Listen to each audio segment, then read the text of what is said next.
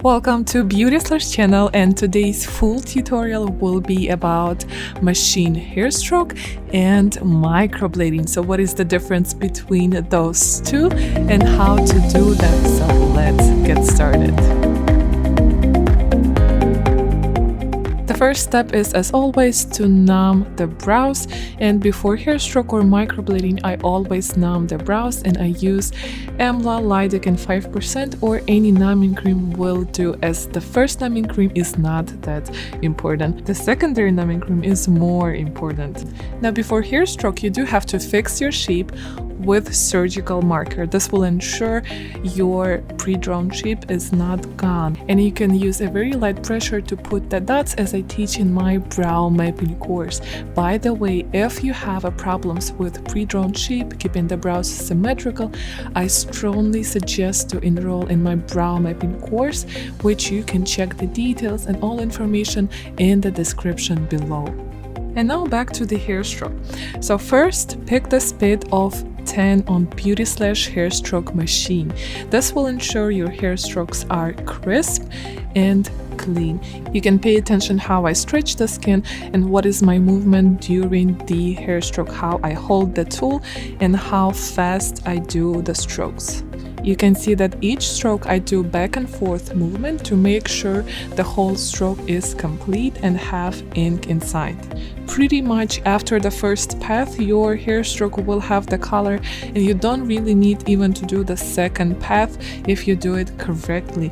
So that's the difference between hair stroke and microblading, that it actually takes less time for the hair stroke, and also the healed result is much better than with microblading. You won't have this patchy look and you can create really difficult patterns with hair stroke, which you can't do with microblading. By the way, for the microblading I do suggest to separate microblading in two procedures if you do want to create complicated patterns.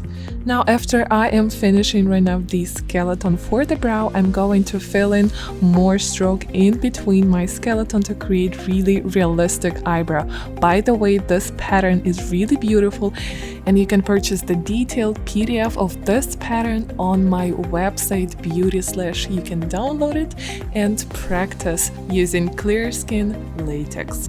Now after I finished with machine hair stroke at the tail of the brow, I'm going to do microblading with NanoFlow Beauty Slash needles at the front of the eyebrow. And probably you will ask me, why do I do microblading at the front and the machine hair stroke at the tail? First of all, it's really hard for me to do hair stroke with machine at the front for numerous reasons, because I do very curvy strokes at the front and it's still hard for me to do it with machine.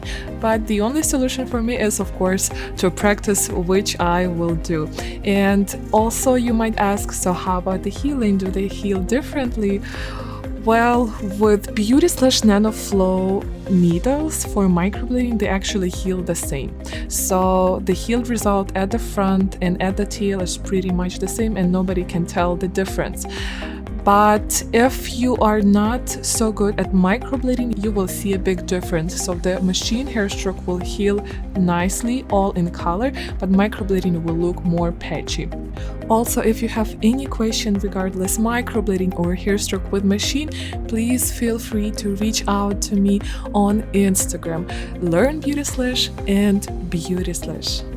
So as I wiped everything with a dry tissue, you can see that I'm doing the second path right away. And here's the question to you guys: why do I insert the pigment only in specific strokes and not in each stroke at this point? Leave your answer under this YouTube video and I will also share my answer. And now I will finally rub the pigment to soak and will proceed to the other eyebrow. Now let's do the other side. So I'm going to do the same pattern with machine first and the front with microblading. By the way, machine hair stroke do not need any soaking of the pigment, so you can wipe the machine hair stroke with any wet tissue, green soap or anything, and you don't have to worry. For the microblading, you do have to soak the microblading for about 10 minutes or so. And if you have questions about how to position yourself during the microblading or shading, I had one video that you can check out just clicking in the corner. Basically, you have to position yourself as you want, as you feel comfortable, as you feel your hand stable. And I want to mention something about those nano needles. I think they are really my favorite needles out there. I've tried many needles. They were not so sharp. They were creating scars, and it really did not have a crisp healed result versus this one. You will really experience the difference.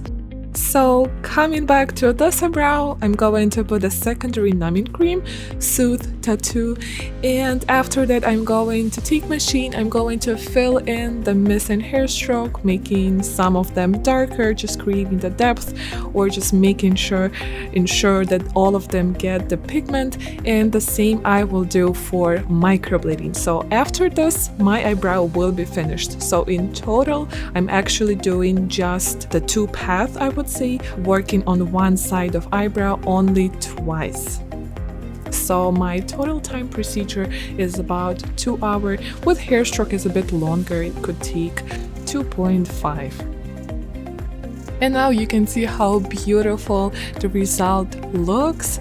And if you want to learn hair stroke with machine, I actually currently do a mini course for us together to practice. So it's going to be a group where we will do homeworks, assignments. You will see how to hold the machine, what the speed to use, how to position your hands, everything that covers to make sure you practiced well and you are ready to the next step with the clients. So just go over the link in the description. You will see more details about that course and hope to see you there.